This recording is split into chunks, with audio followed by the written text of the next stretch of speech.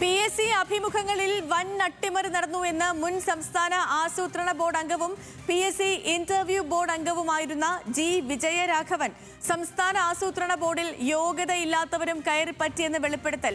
അഭിമുഖങ്ങളിൽ വിഷയത്തിൽ വൈദഗ്ധ്യമുള്ളവർക്ക് മാർക്കിടാനോ അന്തിമ തീരുമാനമെടുക്കാനോ അധികാരമില്ല.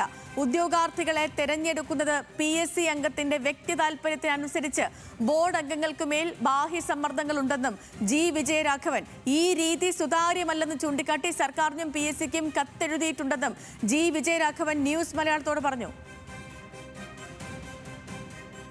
അന്ന് ചെയ്തിരുന്നത് PSC മെമ്പേഴ്സ് മാത്രമേ തീരുമാനിക്കുകയുള്ളൂ. ഞങ്ങൾക്ക് ഞങ്ങളുടെ അഭിപ്രായം പറയാം, പിന്നെ അവർ തീരുമാനിക്കും എന്നുള്ള രീതിയിലായിരുന്നു. അത് ഈ ഒരു സിറ്റുവേഷനിലാണോ പറഞ്ഞതെന്ന് എനിക്കറിയില്ല. പക്ഷേ ഡെഫിനറ്റായിട്ട് അന്ന് എക്സ്പേർട്ടാണ്, നിങ്ങൾക്ക് സെലക്ട് ചെയ്യാനുള്ള റൈറ്റ് ഇല്ല എന്ന് PSC പറഞ്ഞിരുന്നു. എക്സ്പേർട്സ് ഹാവ് നോ ഒപ്പീനിയൻ പറയുക, അവരെ അഡ്വൈസറി ആയിട്ട് മാത്രമേ വിളി. അത് നേരത്തെ പറഞ്ഞിട്ടില്ലായിരുന്നു. വിളിക്കുന്ന സമയത്ത് അങ്ങനെ പറഞ്ഞിട്ടുണ്ടെങ്കിൽ പോകില്ലായിരുന്നു.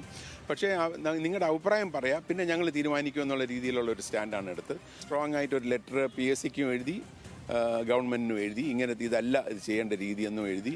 അതുപോലെ തന്നെ അതിനെ ബേസ് ചെയ്തുകൊണ്ടാണ് അന്ന് പ്ലാനിംഗ് ബോർഡ് പല പൊസിഷൻസിലേക്കുള്ള തസ്തികകളിലേക്ക് ആൾക്കാരെ എടുക്കുമ്പോൾ അവർ ക്വാളിഫിക്കേഷൻസ് വളരെ ക്ലിയറായിട്ട് സ്പെസിഫൈ ചെയ്തിട്ട് കൊടുക്കുകയും എങ്ങനെയാണ് വേണ്ടതെന്നുള്ളത് ഒരു മാനദണ്ഡം എഴുതി കൊടുക്കുകയും ചെയ്തിരുന്നു. ഞാൻ പുറത്ത് കേട്ടിട്ടുള്ളതനുസരിച്ചിട്ടാണെങ്കിൽ പലപ്പോഴും PSC മെമ്പേഴ്സിന് പ്രഷറുണ്ട്. അപ്പോൾ അവരതനുസരിച്ചിട്ട് ഓരോന്നും ചെയ്യും. പക്ഷേ ഒരു ട്രാൻസ്പെറൻറ്റ് പ്രോസസ്സാണെങ്കിൽ, ട്രാൻസ്പെറൻറ്റ് എന്ന് പറഞ്ഞാൽ എക്സ്പേർട്സിനെ വിളിക്കുക, ന്യൂട്രലായിട്ടുള്ള എക്സ്പേർട്സിനെ വിളിക്കുക, അവരും കമ്മിറ്റിയിലുണ്ടെങ്കിൽ.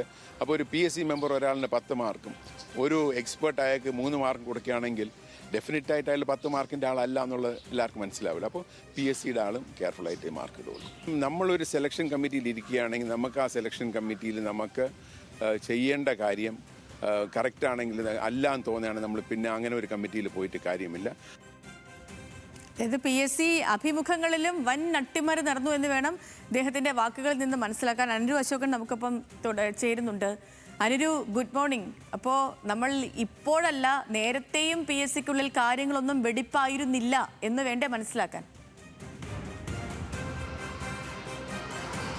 Good morning Sethu. തീർച്ചയായിട്ടും ഇപ്പോൾ നിലവിലുള്ള ആസൂത്രണ ബോർഡിലെ പരീക്ഷാ അട്ടിമറിയിൽ ക്രൈംബ്രാഞ്ചും PSCയുടെ ആഭ്യന്തര വിജിലൻസ് അന്വേഷണവുമായി മുന്നോട്ട് പോകുമ്പോഴാണ് ഇപ്പോൾ നേരത്തെ ഉള്ള കാലങ്ങളിലും ആസൂത്രണ ബോർഡിലെ പ്രത്യേകിച്ച് അഭിമുഖങ്ങളിൽ അട്ടിമറിയുണ്ടെന്ന് മുൻ ആസൂത്രണ ബോർഡ് അംഗവും PSCയുടെ ഇൻ്റർവ്യൂ ബോർഡുകളിൽ അംഗവുമായിട്ടുള്ള G. വിജയരാഘവൻ ഇപ്പോൾ ന്യൂസ് മലയാളത്തോട് പറഞ്ഞു വെക്കുന്നത്. കാരണം ഈ പറയുന്ന രീതിയിൽ ഒരു സുതാര്യതയും ഉണ്ടായിരുന്നില്ല എന്നുള്ളതാണ് അദ്ദേഹം പറയുന്നത്. മുൻകാലങ്ങളിൽ ഇത്തരത്തിൽ ഇൻ്റർവ്യൂവിൽ ആളെ എടുക്കുമ്പോൾ അവർക്ക് യോഗ്യതയില്ല എന്ന് പറയുമ്പോൾ നിങ്ങൾക്ക് ഒപ്പീനിയൻ പറയാൻ മാത്രമേ അവകാശമുള്ളൂ, ആരെ തിരഞ്ഞെടുക്കണമെന്ന് ഞങ്ങൾ തീരുമാനിക്കും എന്നുള്ള ഒരു നിലപാടാണ് PSC അംഗങ്ങൾ അല്ലെങ്കിൽ ചെയർമാൻ എന്നിവർ അടങ്ങിയ പാനൽ സ്വീകരിച്ചിരിക്കുന്നു എന്നുള്ളതാണ് G. വിജയരാഘവൻ പറയുന്നത്. നമുക്കറിയാം, പലപ്പോഴും ഉദ്യോഗാർത്ഥികളടക്കം ആരോപിക്കുന്നത് ഇത് തന്നെയാണ്. എഴുത്തു പരീക്ഷയിൽ മുന്നിലെത്തിയാലും അഭിമുഖങ്ങളിൽ മാർക്ക് കുറച്ച് പിന്നിലാക്കുന്നു എന്നുള്ള ഒരു അഭിപ്രായമുണ്ട്. 2019 പ്ലാനിംഗ് ബോർഡിൽ ഇത്തരത്തിലൊരു സോഷ്യൽ സർവീസ് തസ്തികയിൽ 91.75 മാർക്ക് നേടിയ ഉദ്യോഗാർത്ഥി, അതായത് 1ാം സ്ഥാനത്തെത്തിയ ഉദ്യോഗാർത്ഥിയെ 11 മാർക്ക് നൽകി 4ാം സ്ഥാനത്തേക്ക് പിന്നിലേക്ക് തള്ളിയിട്ടുകൊണ്ട് അവർക്ക് താഴെ എഴുത്തു പരീക്ഷയിൽ വന്നവർക്ക് 40-ൽ 38 മാർക്ക് നൽകി മുന്നിലെത്തിക്കുന്ന ഒരു സാഹചര്യമുണ്ടായിരുന്നു. അതുതന്നെയാണ് G. വിജയരാഘവൻ ഇവിടെയും ചൂണ്ടിക്കാണിക്കുന്നത്. കാരണം എക്സ്പേർട്ട് ഒപ്പീനിയന് ഈ പറയുന്ന ഇൻ്റർവ്യൂവിൽ യാതൊരു വിലയുമില്ല. അവിടെ തീരുമാനിക്കുന്നത് PSC അംഗങ്ങളാണ്. ആരെ തിരഞ്ഞെടുക്കണം, ആരെ സെലക്ട് ചെയ്യണമെന്ന് തീരുമാനിക്കേണ്ടത് അങ്ങനെയാണ്. ഈ പ്ലാനിംഗ് ബോർഡിലടക്കം അങ്ങനത്തെ നിയമനങ്ങൾ ഉണ്ടായി എന്നുള്ളതാണ് അദ്ദേഹം ചൂണ്ടിക്കാണിക്കുന്നത്.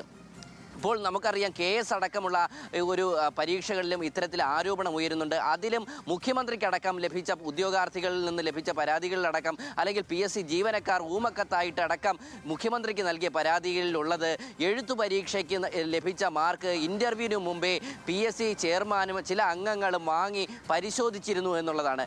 അത്തരത്തിലുള്ള ഒരു പരാതികളെ സാധൂകരിക്കുന്ന രീതിയിൽ തന്നെയാണ് ഇപ്പോൾ G. വിജയരാഘവൻ പ്രത്യക്ഷമായി അല്ലെങ്കിലും പരോക്ഷമായി പറഞ്ഞു വെക്കുന്നത്. കാരണം ഈ ഇൻ്റർവ്യൂ വരുമ്പോൾ തന്നെ ഈ ആർക്കാണ് എത്ര മാർക്ക് എന്നുള്ളത് ഈ പറയുന്ന കമ്മിറ്റിക്ക് അറിയാൻ കഴിയുന്നു. സാധാരണഗതിയിൽ ഒരു ഇൻ്റർവ്യൂവിന് വരുമ്പോൾ ഒരു PSC ചെയർമാൻ അല്ലെങ്കിൽ അംഗം അല്ലെങ്കിൽ ഒരു എക്സ്പേർട്ട് അംഗം ഒരു സർക്കാർ നോമിനി എന്നിവരാണ് അടങ്ങുന്ന ഒരു പാനലാണ്. പക്ഷേ ഇവരെല്ലാം കൂടെ ചർച്ച ചെയ്തിട്ടാണ് ഒരു മാർക്ക് ആ ഉദ്യോഗാർത്ഥിക്ക് ഇടുന്നത്.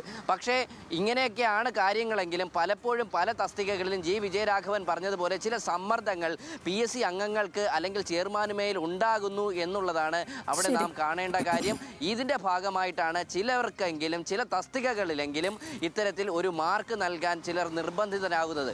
നമുക്കറിയാം എഴുത്തു പരീക്ഷയ്ക്ക് കൃത്യമായിട്ടൊരു രേഖയുണ്ടാവും. പക്ഷേ അഭിമുഖങ്ങളിലേക്ക് വരുമ്പോൾ യാതൊരു ക്യാമറ പ്രൊസീഡിങ്സും ഇല്ലാതെ അല്ലെങ്കിൽ PSC ചെയർമാൻ്റെ ചേംബറിലോ അല്ലെങ്കിൽ അടച്ചിട്ട മുറികളിലോ ആയിരിക്കും ഇത്തരം അഭിമുഖങ്ങൾ നടക്കുക. ഈ ഉദ്യോഗാർത്ഥികളുടെ ഈ അഭിമുഖത്തിന് വന്നിരിക്കുന്ന എക്സ്പേർട്ടായിട്ടുള്ളവർ എന്താണ് ചോദിക്കുന്നതെന്നോ അതിന് ഉദ്യോഗാർത്ഥികൾ എന്ത് മറുപടി പറയുന്നു നാളെ കോടതിയിലേക്ക് ചെല്ലുമ്പോൾ ഇതിനൊരു രേഖ ഇല്ലാതെ വരുന്നു. അപ്പോൾ ഈ അപ്പം സർവത്ര ക്രമക്കേടുകളാണ് നടന്നുകൊണ്ടിരിക്കുന്നത്. കാരണം ഇതിപ്പം എഴുത്തു പരീക്ഷയിലെ ക്രമക്കേടുകൾ മാത്രമല്ല, ഇന്റർവ്യൂ ബോർഡിൽ പോലും ഇരിക്കുന്നവർക്ക് തീരുമാനമെടുക്കാൻ അധികാരമില്ല, ചോദിക്കുന്ന കാര്യങ്ങളിൽ അധികാരമില്ല. ഇതിനെല്ലാം പ്രത്യേകിച്ച് ആരൊക്കെയോ ഇതിനെ നിയന്ത്രിച്ചുകൊണ്ട് പൊക്കോണ്ടിരിക്കുകയായിരുന്നു ഇത്രയും കാലം. അതല്ലെങ്കിൽ ഇപ്പോഴും ഏതൊക്കെയോ അദൃശ്യ ശക്തികൾ നിയന്ത്രിക്കുന്നുണ്ട് PSCയെ എന്ന് വേണം മനസ്സിലാക്കാൻ. ഇപ്പൊ നമുക്കറിയാവുന്ന